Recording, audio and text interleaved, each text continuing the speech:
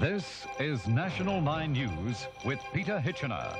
Good evening. The Australian airline Qantas is at the centre of an international incident over the searching of a seriously ill South Pacific Prime Minister.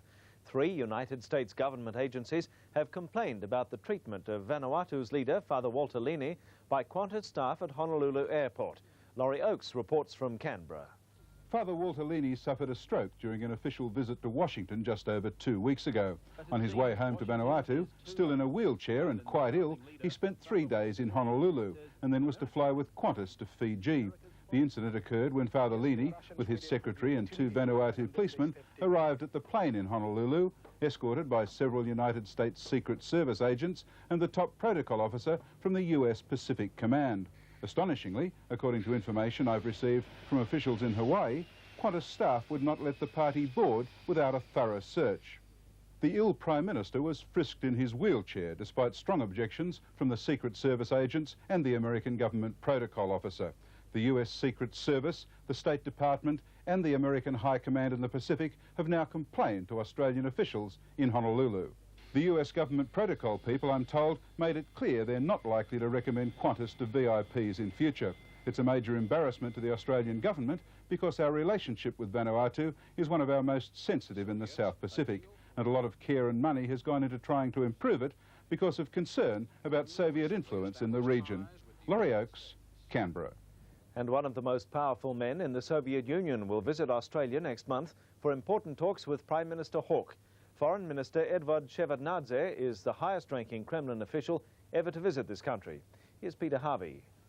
The federal government regards Mr. Shevardnadze's visit as one of the most important this country has seen. Not only is the Soviet foreign minister the first member of the ruling Politburo ever to come here, but he is widely regarded as extremely influential and a close friend of Soviet leader Gorbachev. The steady growth of Soviet involvement in the South Pacific is causing increasing concern in Canberra. Moscow recently negotiated deals involving port rights with 2 countries, Vanuatu and its near neighbour Kiribati, and the Russians are now actively wooing the governments of Papua New Guinea and Samoa. Their political systems could easily be penetrated and perhaps influences directed internally which might be unhelpful. I think we have a right to point those things out for them. The role in the Pacific of another foreign nation, this time France, is also causing growing concern in Canberra. Today's proposal from Paris for a referendum on the future of New Caledonia is likely to be opposed by Australia. First indications are that the referendum will be loaded in favour of the white settlers in New Caledonia, that it won't provide a chance for the native Kanak population who want independence to have an effective say. Peter Harvey, Canberra. The state government has decided to reverse its policy on domestic water rates following a public outcry. Just 8 months after introducing the new charges, water rates have been slashed by more than 50%. David Broadbent has the details. Last June, the state government announced sharp increases in domestic water rates as part of what it said was to be a massive effort to encourage homeowners to save water. The rises were accompanied by an expensive series of advertisements using the now famous Wally. Under the system announced last year, anybody using more than 150,000 litres a year would pay an extra 45.6 cents per 1,000 litres. But with 90% of all householders using more than 150,000 litres, it soon became obvious that most Melbourne people would have to dramatically slash water use or find themselves with a spectacular bill.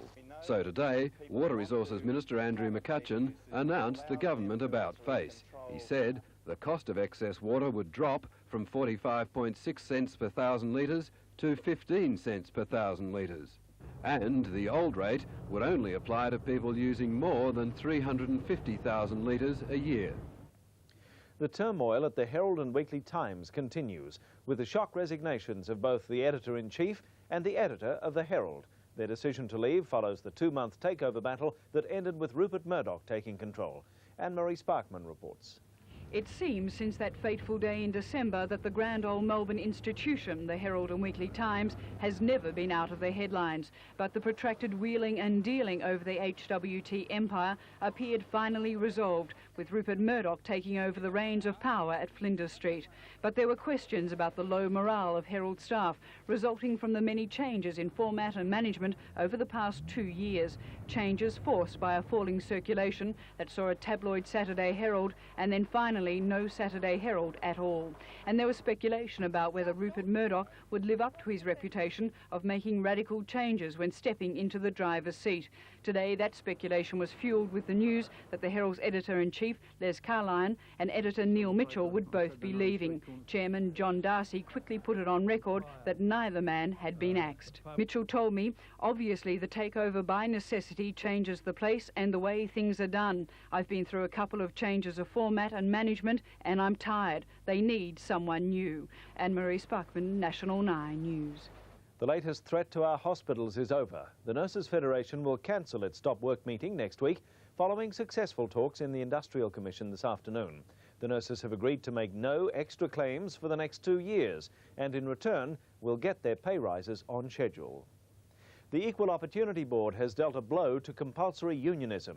It's awarded nearly $10,000 damages to a Clayton man who was dismissed from an engineering works because he refused to join a union. More from Ian Neal. 50-year-old Frank Hine worked for Jarks Limited in Clayton as a boilermaker for 9 months before being asked to join the Amalgamated Metalworkers Union in late 1984. He was told it was company policy to employ only members of the union, and when he refused to sign up, he was dismissed. Mr. Hine took what he claimed was a case of unlawful discrimination to the Equal Opportunity Board. His case was fought on the lines that the Metalworkers Union is involved in political activity by its close association with the ALP, and that it is discrimination if a person is sacked because he refuses to take part in political activity by simply joining the union. Today, 5 months after its hearing, the board gave its finding. In a majority decision, 2 of the 3 board members found that the AMWU had engaged in political activities and that Mr. Hine's dismissal was unlawful because he refused to take part in those activities. The board awarded Mr. Hine nearly $10,000 damages. However, the decision goes further than that. It means, depending on the circumstances, that workers will not have to join a union to retain their jobs or to get one in the first place. Chamber of Commerce and Industry Director Andrew Hayes says the board's decision is a stunning victory for freedom in the workplace. Ian Neal, National 9 News. In Sydney, 2 West German visitors today took one of the shortest and luckiest joy flights ever. They were among 4 people who walked away unhurt when their plane crashed moments after takeoff from Bankstown Airport. Police say the plane had reached a height of just 17 metres when its controls froze and the plane plunged back onto the runway. Aviation Department officials are investigating the crash. The Soviet Union has released graphic pictures of the Chernobyl nuclear accident last April. A documentary on Soviet television blamed local officials for the disaster, which killed 31 people and sent a radioactive dust cloud across Europe. This is a surprisingly frank documentary. Taken a few days after the accident, it's the first time the Soviet authorities have released such detailed pictures. The yellow glow seen here shows the remains of the shattered reactor. So dangerous was the situation, these men could only spend exactly 1 minute and 10 seconds on site. Recruited from military decontamination squads, each man had to complete his task within the 70 seconds before running back to safety. Much of the clearing up was done by unmanned bulldozers operated by remote control. Thousands of miners were brought in from Moscow. They dug a tunnel underneath the reactor, pumped in liquid nitrogen to freeze the subsoil, poured concrete over and entombed it. This was all done by manual labour, changing shifts frequently, working round the clock to get it sealed as quickly as possible.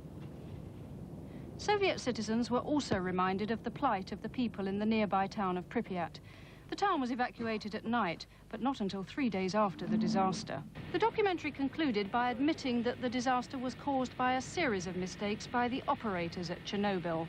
It was, said the commentator, a lesson not merely to be cautious of the atom bomb, but to guard against human negligence as well.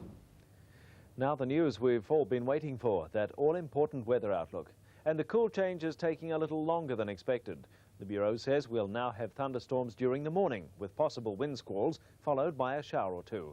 After an overnight low of 17, we should reach a high tomorrow of just 22. At present in the city, it's 30. More news with Eric Walters from 6 a.m. Don't forget our major bulletin at 6 tomorrow evening. From me, it's good night.